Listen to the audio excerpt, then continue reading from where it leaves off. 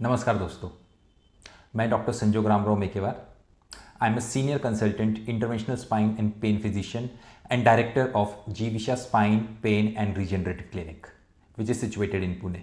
आज हम जिस कंडीशन के बारे में बात करने वाले हैं वो लाइफस्टाइल डिसऑर्डर्स की लिस्ट में ऐड हो चुकी है और ऐसे लोग जिनका काम ज़्यादातर बैठ के है, लैपटॉप या मोबाइल से रिलेटेड है, उन लोगों में बहुत ही कॉमन हो गई है।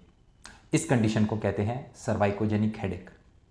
तो जैसे इसके नाम में ही है कि ये इस प्रकार का दर्द है जो आपकी सर्वाइकल या नेक से स्टार्ट होता है और आपके हेड की तरफ जाता है, तो इसलिए हम इसे कहते हैं सर्वाइकोजेनिक हेडेक। तो सर्वाइकोजेनिक हेडेक का बेसिक कॉज क्या है? बेसिक पैथोलॉजी जो सर्वाइकोजेनिक हेडेक का कारण बनती है वो है आपकी पहली 3 सर्वाइकल नर्व्स का इन्फ्लेमेशन और इरिटेशन। तो हमारे सर्वाइकल स्पाइन में 8 नसें रहती हैं। जो ऊपर वाली 3 नसें होती है जो कि C1, C2 और C3। तो इस मॉडल में आप देख पाएंगे these are the C1, C2 और C3 नर्व्स, जिन के ऊपर दबाव आने की वजह से या उनके इरिटेशन होने की वजह से इस तरीके का सर दर्द पेशेंट्स को आ सकता है। अब ये नसों के ऊपर दबाव आने के और इनका इरिटेशन होने के क्या क्या कारण हो सकते हैं ये हम जानेंगे। तो सबसे इम्पॉर्टेंट कॉज जो आज की सोसाइटी में रेलिवेंट है वो है लाइफस्टाइल रिलेटेड मसल स्पाज़म। अक्सर हम देखते हैं कि आईटी प्रोफेशनल्स 7 से 8 घंटे अपने लैपटॉप्स पे काम करते हैं। अक्सर ये लोग 2 से 3 घंटा विदाउट ब्रेक काम करते रहते हैं, जिसके वजह से हमारी नेक मसल्स के ऊपर बहुत ही ज़्यादा स्ट्रेन आता है और ये मसल्स स्पाज़म में चले जाते हैं या अकड़ जाते हैं। अब ये जो सर्वाइकल नर्व्स हैं ये इन्हीं मांसपेशियों के बीच से होते हुए हमारे सर का एरिया सप्लाई करती है। तो इन स्पाज़म्स के वजह से ये नर्व्स के ऊपर कंटिन्यूस कंप्रेशन आता है, जिसके वजह से over a period of time ये मसल्स ये जो नर्व्स जो हैं वो हाइपर सेंसिटिव हो जाती है और इस तरीके का दर्द पैदा करती है।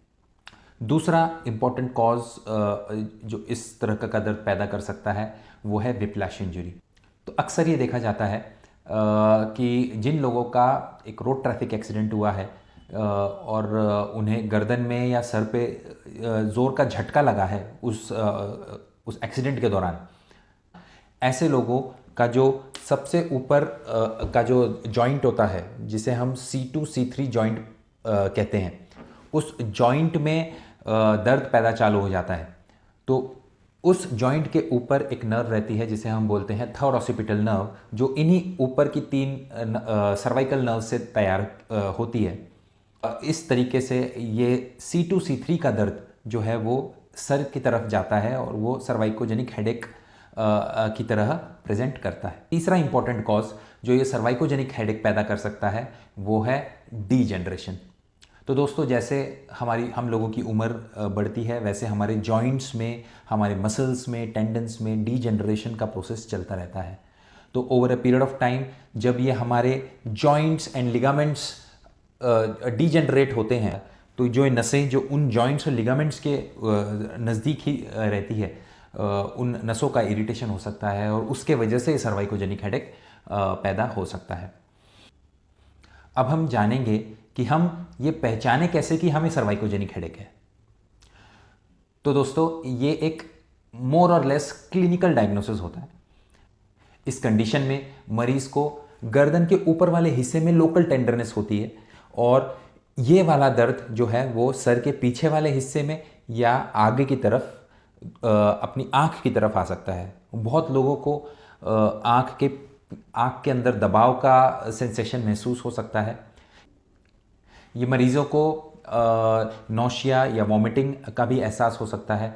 ऐसे मरीज़ों को चक्कर आना या कान में अजीब सी आवाज़ आना, इस तरीके के अलग अलग सिम्टम्स भी हो सकते हैं।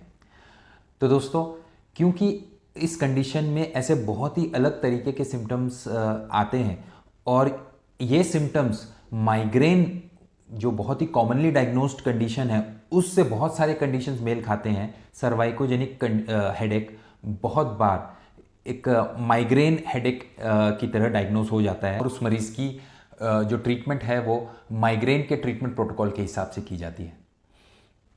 ऐसे मरीजों में हम कुछ इमेजिंग भी करते हैं, जैसे कि एक्सरे एंड सर्वाइकल एमआरआई। ये इसलिए किया जाता है ताकि कोई अगर सेकेंडरी कॉज है जो इन नसों के ऊपर दबाव पैदा कर रहा है या उनका इरिटेशन कर रहा है, तो वो सब चीज़ें हम आइडेंटिफाई कर सके। और इस कंडीशन का जो कन्फर्मेटिव डायग्नोसिस है वो किया जाता है थ्रू अ डायग्नोस्टिक इंजेक्शन। इस डायग्नोस्टिक इंजेक्शन में हम अल्ट्रासाउंड की मदद से उन स्पेसिफिक नसों को पहचानते हैं और उन नसों के आसपास लोकल एनेस्थेटिक इंजेक्शन देते हैं। अगर इस इंजेक्शन से मरीज को पूरा आराम मिलता है तो हम ये डायग्नोसिस कंफर्म हो जाता है। अब हम आएंगे इस कंडीशन की ट्रीटमेंट मेथड्स पे। इस कंडीशन की ट्रीटमेंट के लिए हम एक 3 स्टेप प्रोटोकॉल फॉलो करते हैं। फर्स्ट स्टेप है, it includes a combination of medications and physiotherapy. तो इस मरीजों को इस तरीके की दवाइयाँ दी जाती है जो कि हमारी जो नेक की मसल्स हैं उन्हें रिलैक्स कर देती है।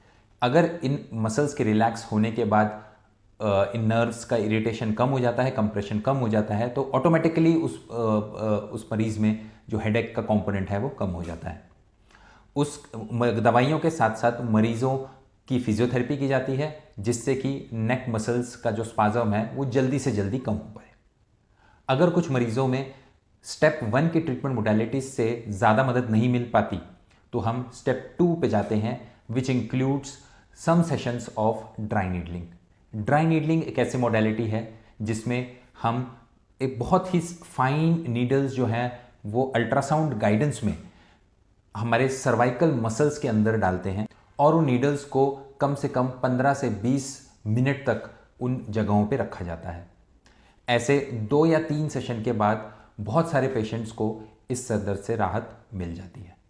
अगर ये दोनों ही स्टेप्स से मरीज को आराम नहीं मिलता तो हम स्टेप 3 की तरफ जाते हैं, which includes radio frequency ablation therapy.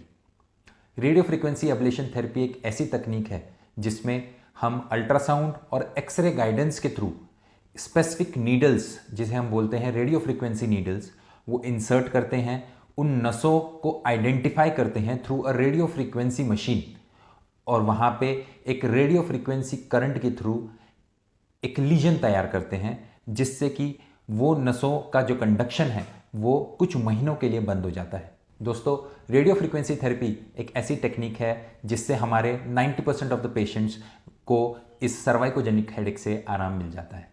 दोस्तों, ये एक छोटा वीडियो था जिसमें हमने सर्वाइकोजेनिक हेडेक के बारे में बात किया। अगर आपको सर्वाइकोजेनिक हेडेक रिलेटेड डिटेल में इंफॉर्मेशन चाहिए तो आप हमारी वेबसाइट पे आ सकते हैं जो कि है www.jeevishapainclinic.com। अगर आप या आपके परिचित जो हैं आपको लगता है कि वो इस कंडीशन से अफेक्टेड हैं और उन्हें सही ट्रीटमेंट नहीं मिल पा रही तो आप डेफिनेटली हमें दिखा सकते हैं।